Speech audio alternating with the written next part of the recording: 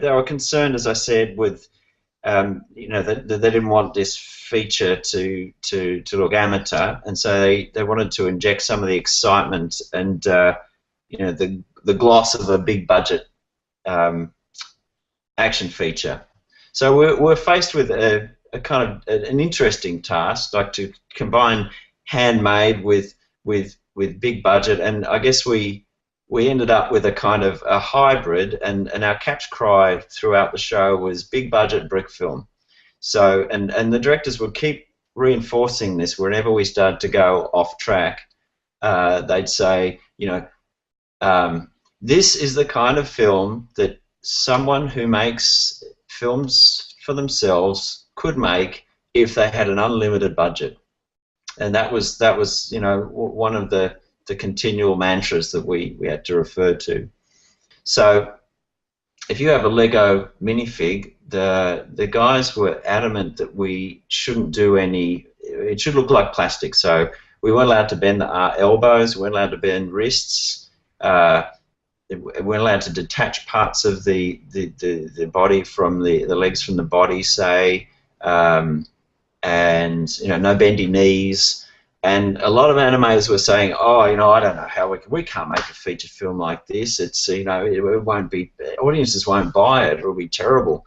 And then we started to show them things like, you know, like this clip and a few of our early tests, and we eventually managed to turn nearly everyone around to working in the style that the directors were after. And I think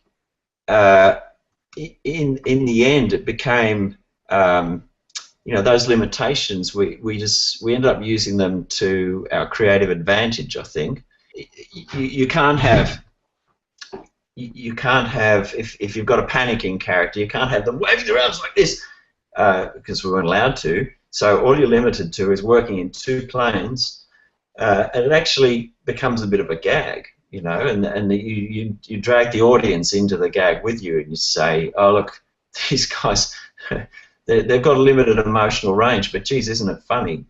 And I think that's part of the charm of the finished film, is that that we did, you know, we had a limited emotional, we had a limited physical palette, you could say, and we had to use that palette in interesting ways.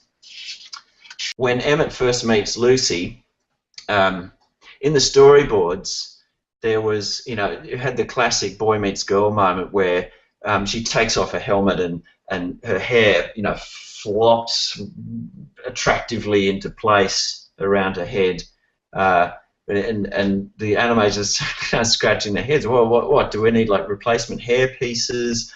You know, what are we going? We're going to put like do flexi hair just for this shot? You know, there was a lot of questions. The report. So we just decided to spin the hair around on the head peg. I just thought that was a good example of you know, solving a problem in a creative way. Everyone was obsessed with, oh, we do it on 2s or on 1s, or, you know, do we need to have software to only allow animators to, you know, expose or you know, animate on 2s? Do we force them? That caused a lot of discussion until we went to the more reference footage of stop motion animation, and you know, we found that it varies whether an animator will record 1 or 2 frames per pose, depending on the quality of the show and the aesthetic. You know, for Corpse Bride, for example, is animated, you know, and Coraline, say, almost indistinguishable from CG animation. They're so smooth, you know, it's shot on 1s, but then you go to stuff like, well, we looked at Wallace and Gromit, and you know, it's mainly a lot of Wallace and Gromit's animation is shot on 2s, and I'm guessing it's a style choice, but it's also probably a practical choice.